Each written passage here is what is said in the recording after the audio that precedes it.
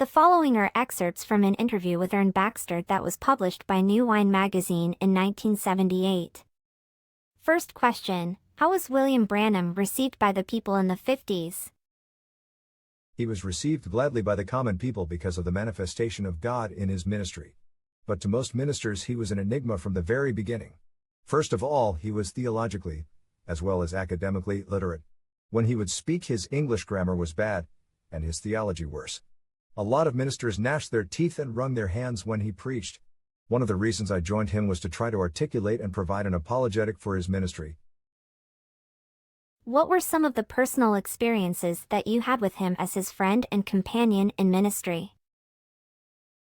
What brought about the end of that era of the healing revival, and what prompted the decline of William Branham's ministry and others like him? Well, the healing movement began with such a spectacular display that the men involved in it faced major unprecedented problems. Men were suddenly ushered into very prominent, eye-catching, supernatural ministries. Many of them couldn't handle it personally.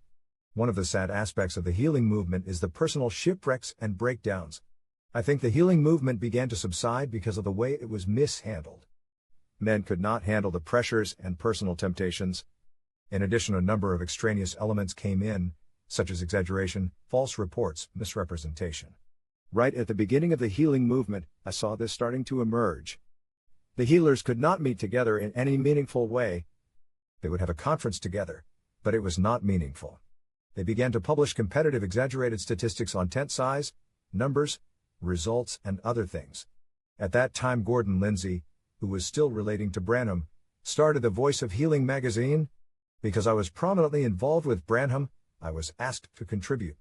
I wrote an article out of my conviction and concern entitled, "The Curse of Carnal Comparisons," in which I pointed out that there was a good deal of Corinthianism already in the healing movement, and that if something was not done by the healers to remedy it, this movement would self-destruct. As a result of that article, I was persona non grata from there on as far as the healers were concerned, so I confined myself to Branham. Tragically, as these men violated the principles of plurality, each of them had his turn at the pinnacle of fame, but most of them were easily picked off by the enemy. Satan's aim is good. I remember in the beginning of the healing movement, simply to report a healing would produce great jubilation and praise from congregations. However, the cynicism became so deep that the people's confidence was diminished. Even to this day, people are affected. People began to circulate healing testimonies which, when they were checked out by reputable journalists and reporters, even those who were friendly to the movement, were found to be false. The percentage of healings that stood up after investigation was embarrassingly low. As a result, disillusionment set in, and the healing movement as it was known in the beginning declined in momentum until today. You can't say it really amounts to anything as a movement. What brought William Branham's ministry to a close? I believe there's a Bible principle involved. No matter who we are, if we don't relate to the principles of truth, we pay for it. We either fall on it and break in repentance, or it falls on us and breaks us in judgment. The measure of faith Paul talks about in Romans 12, where he says, "To each man is given a measure of faith.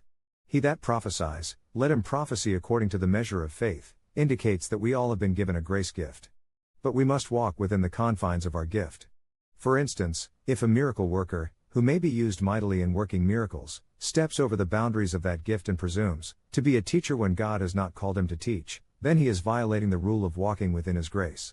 Branham saw himself as a teacher of some kind of in truth. To me, some of it was quite esoteric. I became aware early in his ministry that there was a mixture. I urged him not to say some things in public.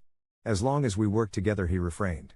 One of the reasons for my leaving him was that he was starting to say some seriously wrong things. When that, coupled with other circumstances, eventually became unbearable, I resigned. What do you think is one of the main things that we can learn from the healing revival and the ministry of Branham and others? That's an excellent question. I think we need to learn out of it the absolutely mandatory nature of the principle of plurality. No man, no matter how gifted, can afford to violate plurality and walk alone. Number 2, I would say it points up the great necessity of staying in your calling or gift, and not making use of whatever accrues to you from that gift to get into other areas. I think it also points up the need of having responsible community to receive the fruits of this kind of evangelistic ministry. If the converts are not brought into a New Testament biblical community or church, they become followers of a man who cannot develop them into maturity. I believe these principles are very basic. In addition, man does not live by miracles alone, but by every word that proceeds out of the mouth of God. Miracles and signs, arid wonders, are not food. They are signs to tell you where the food is. If you try to live on the signs, you get unbalanced nutrition.